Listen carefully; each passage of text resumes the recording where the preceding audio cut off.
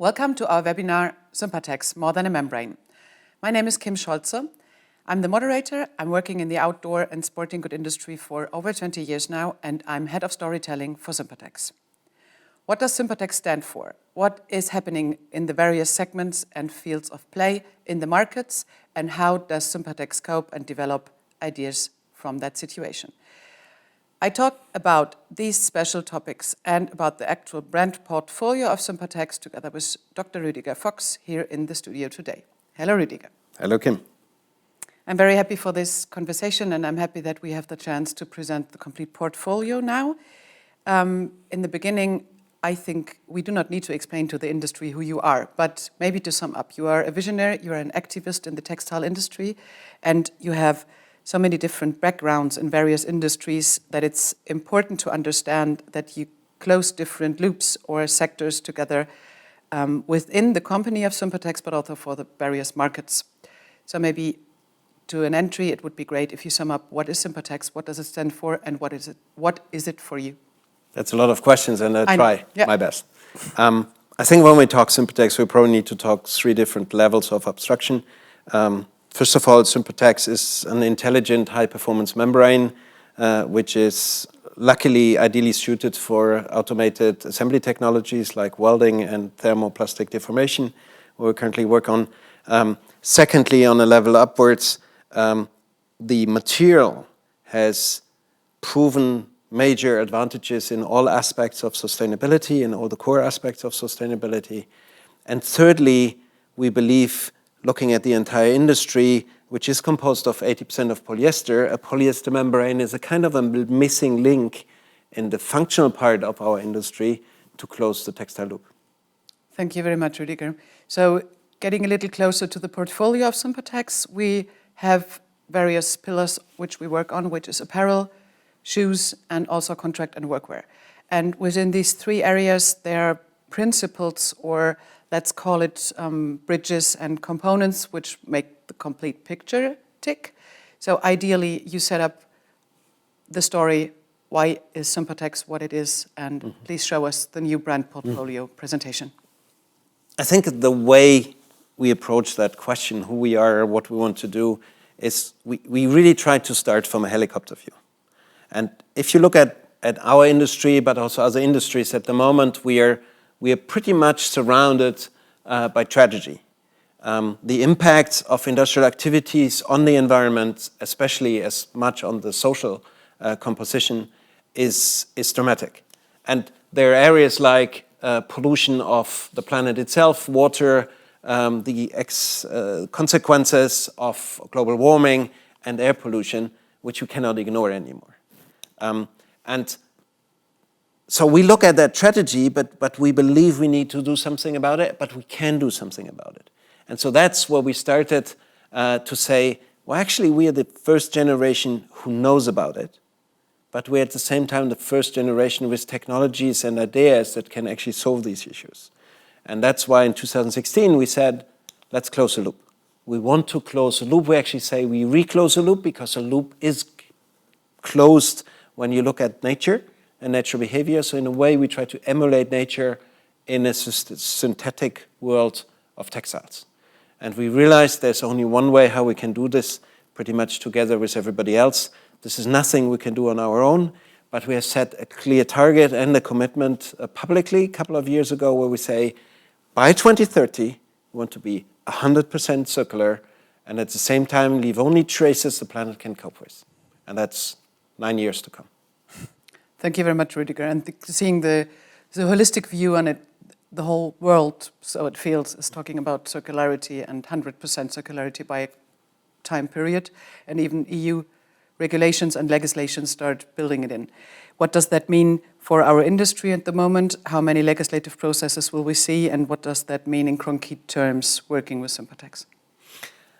I dare to say 2020 is fundamental for our industry because the EU Commission is clearly dedicated to put legislation in place in the next 2 to 3 years to enforce circularity, to enforce the complete ban of fluorochemicals, and to enforce the transparency for the end consumer. So we don't have a choice anymore, which is great because we have a level playing field for everybody. That's fantastic. from the approach we took, we said, well, basically, circularity is in a way a no-brainer. Nobody was asked what's a circle. Everybody was what a circle is. So circularity for us is basically closing the one side of our production line, which is the end product at the end of its life, with the initial beginning of our linear production systems where we talk about raw materials. So basically we try to connect these two parts of, until now, a pretty linear production system. Leaving no traces on the other side means we need to consider holistically all key aspects of the sustainability necessities, so all the areas where we leave ecological damage behind us when we create a product. And you can pretty much look at this in a way upstream and downstream of the product. Upstream means what has happened until the product is created. And there are pretty much three fundamental areas where everybody should look at and where we need to look at. It all starts upstream with water.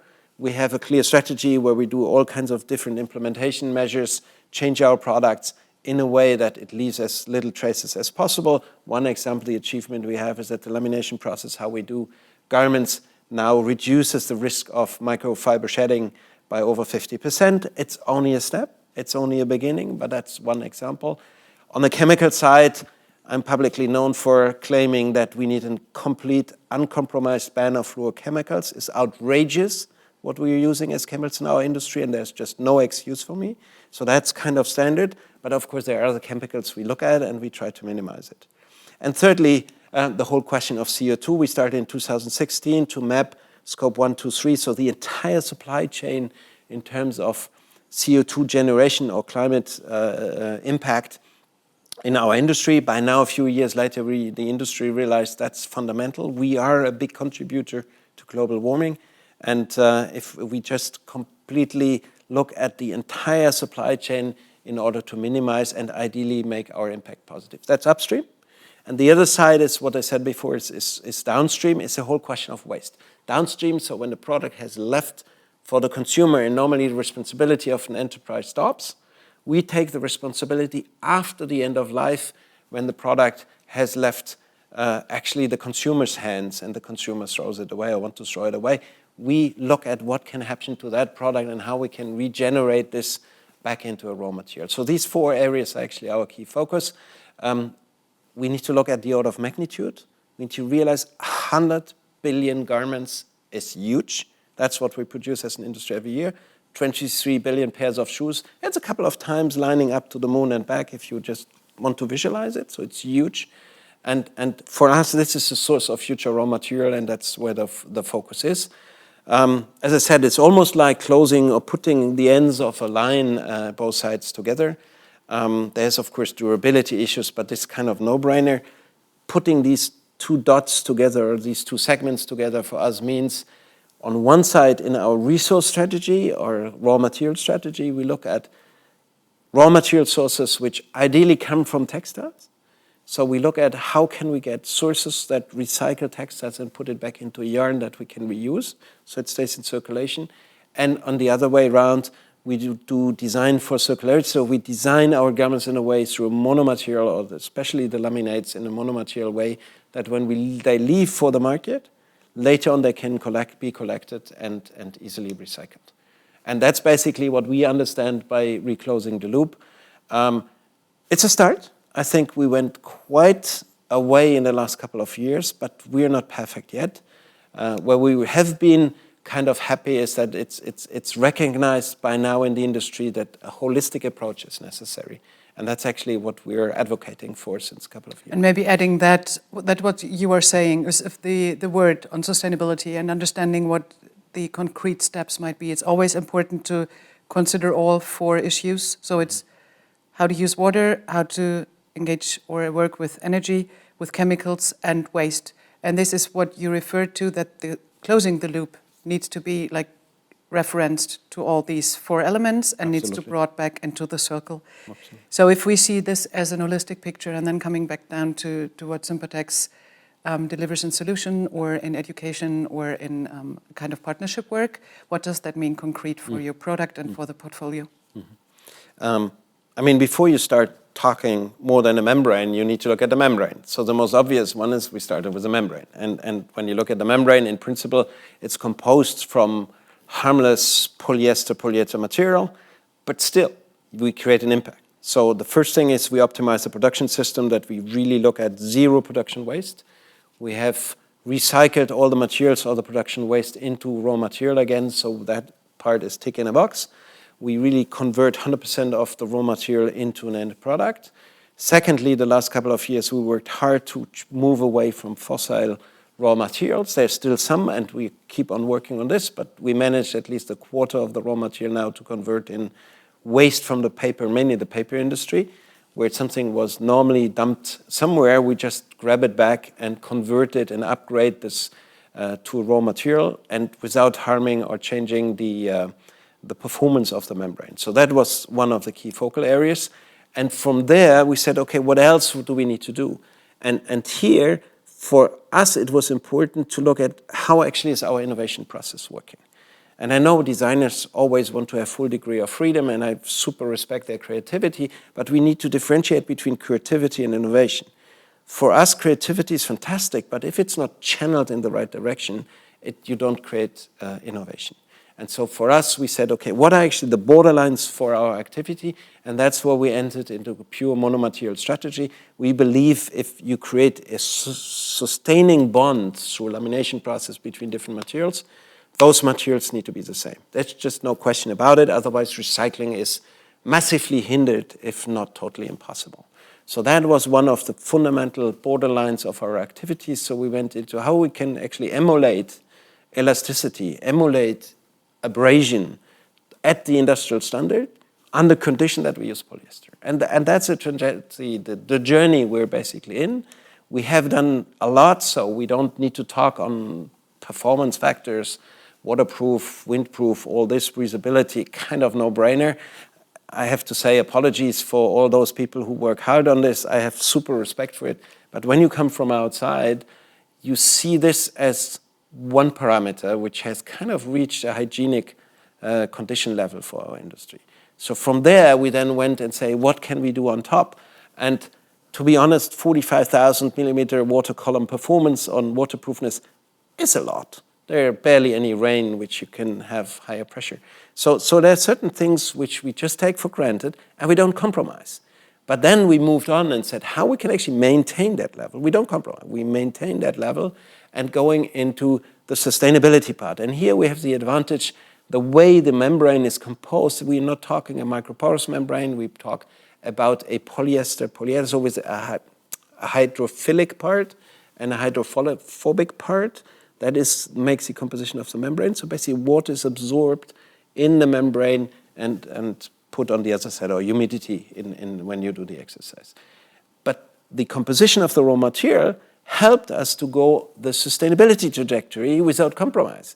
Because part of the material we are using, or the majority of the material we are using, was already much advantage in the key factors you were mentioning before, water, chemicals, and so on and so forth. What we worked on is minimizing the CO2 footprint. We have normalized or neutralized our CO2 footprint since 2017. The transition technology we're using is really buying compensation certificates in certified ways. That's only an interim solution until we have to optimize the system. But as I said, 25% is now bio-based. There's more to come. Most of our manufacturing processes are now based on natural electricity, wind, and solar. So step by step, we're going there. And just to accelerate the process, we went in some investment into compensation systems. But the main idea stayed, how can we actually leave the performance level, or I would even dare to say the high performance breathability level we have with that intelligent way the membrane is reacting, how we can leave that high and at the same time reach the same level on the sustainability level. And I would say the biggest credit we have received has been 2 years ago and repeated last year when we have received the certificate for best for the world from the B Corp organization in terms of sustainability. Those who know B Corp is basically a certification in terms of sustainability and contribution to the social good as a company. We're certified since about 4 years. and still strive to become better within that system. But we have been, from the good guys, honored to be one of the 5% best, which is actually the threshold we are aiming for. And from that one, we keep on improving even further. Thank you, Rüdiger. So coming from the membrane and from the story itself, being more than a membrane, being in partnerships and educational-wise, how does that lead to closing the loop? Mm-hmm. What are the concrete steps? I think that's a fundamental one, because most of the things I talk on membrane and monomaterial strategy and so on and so forth, they are constraints, but we can do it ourselves. Of course, with partners in the supply chain, but it doesn't impact the way we think and what culture we have in our industry. When it comes to closing the loop, we need to recognize we cannot do it alone. And that's that last word in our claim. This is not just random or just show. Togetherness is a precondition for closing the loop. This system can only be changed if we can agree to certain standard and at some part leave competition aside. It's a bit like the plug to build in the electricity in the cars. If those plugs are specific to the different car brands, we would never have electrical car system and the loading infrastructure. Here it's a bit the same. It's like in the paper industry and everything, we need collection system that works for everybody. So even here, of course, we started with ourselves. So we started in how we can create or get resources out of waste material, ideally textile waste in the midterm, and we have the first laminates coming from textile waste, and then moving out our product in the market in a way that it's monomaterial. But then, of course, we need the brands. We need the brands that design the end product without mixing up materials again. We need to jointly work on how we can create it, the manufacturing process, that we don't mix up materials. We went into welding processes for garments. We went into thermoplastic deformation to create waterproof shoes. So developing automated technologies that actually keep that monomaterial idea.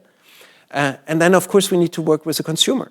If the consumer is used to all the requirements we were preaching for decades, that's essential, then the consumer might just pick any random garment. So we need to educate the consumer and help him to make those choices he wants to do by creating new and additional transparency. And of course, in the way he treats his garment, he can extend the lifespan and so on and so forth. So we need to revamp the way we advertise. And the last element is definitely the whole part of extension of life by, first of all, repairing. But at the end of life, which will come anyway, no matter how much durability we talk, we need to make sure that those garments are collected. And we need systems that are economically efficient, that we can rebuild a new type of industry. It's a bit like paper. Nobody sends his newspaper to the print shop where he got the newspaper from, but you have collecting system for paper, you have one for glass, ideally one for metal, and already existing, and hopefully as a standard in a few years, the system where we just dump the garments in, and behind that we make an intelligent sorting, ideally based on polyester. Polyester is 80% of our synthetic industry anyway, so that's why I focus on polyester, not because it's some sort of a preference, but it's ideal for recycling. It's dominating in our industry, and we have already existing system that can actually convert those raw materials into new raw products. So that's the idea behind it. We cannot do it alone, so of course we need to do all kind of transparency activities. We have all the labels and certificates and so on and so forth. But that's probably a new discussion where we think we also, beside the collaborative part, the togetherness part we need in our industry, we also need to create trust. The consumer realizes in the last couple of years what we have done for decades. It's not surprising that he mistrusts us. So we need to rebuild that trust, and we try to do this through transparency. We are pretty open with everything we do. People can ask us questions, can come to see us, or just rely on neutral certificates or authorities that actually qualify what we are doing in a very transparent way. Maybe a good moment to add that all this information on the audits, the labels, the processes, which really, it's a huge thing to be a B Corp and to deliver all this information. So to call it radically, it's not even possible with just the CSR department. So everything is implemented in the various areas and fields of play you brought up in the last 5 years, and currently seeing only this few labels. It's definitely part of the sustainability report and of all the reporting the team behind Sympatex does. And I think it's important to mention that the transparency on the outside and on the inside is part of the whole story, because otherwise it would not work. I believe in open source. I believe in sharing on these things. And you mentioned CSR department. We don't have a CSR department. We're a CSR company. That's part of our mission that goes beyond the financial interest, and the financial interests are outflow of our sustainability strategy. That's the main concept idea. And seeing this kind of concept, what we do right now, having a webinar series in our studio here, using partners, using friends, making this possible, but also the Sympathy Lab, what you see here in our background all the time is that we want to provide a kind of hub, lab, library, where we bring up not only good ideas and inspirational thoughts, but also good people together which really take care for solutions. And of course, walk the talk is always something very important, and do good and talk about it, everything. Of course, we really need solutions right now, and this is maybe the moment to transfer to the next sessions we will have in the Sympathy Lab over the next months. Right now we are at the end of 21, but we will see 2022 with a regular series of webinars, videos, conversations, events, whatever might occur. So please, to our audience, share whatever you find interesting and what you find a good way of sharing. And yesterday I thought of the wording of a cross-eco industry, maybe to share from other solutions and people making it happen. And if you allow me to close the loop, I mean, I said at the beginning, we're the first generation. Nobody has ever done what we all try. So we need to work together to figure this out. This can be controversial. We called it Sympathy Lab on purpose, because it's an experimental space where we want to exchange ideas, but they all should drive towards what we need to all achieve. And this with the associated transparency, as you said. Thank you very much. And I think the important thing is, where can I get in contact? Where can I get information around Sympatex? Is there a new project? We are in the digital world, so of course we have a digital showroom. I mean, that's almost a no-brainer by now, but the way we set it up, we try to make it interesting for everybody, so feel free to surf around and goof around and figure out what we have put there. We are trying to do this in the most transparent way as possible. As I said, we can only do this together. And any further information, I don't need to mention the websites, of course, sympatex.com, but especially Sympathy Lab, where we really want to get in and say, how can we create that new world? Well, later on we can say we're honest and transparent. Very good closing words. Thank you, Rüdiger. I hope everything around our portfolio and new brand performance was delivered. And we are lucky if you share your feedback with us. And thank you, Rüdiger. Thank you to the studio team. Hope to close the loop together with a lot of information in the coming years to make steps possible. Thank you, Kim.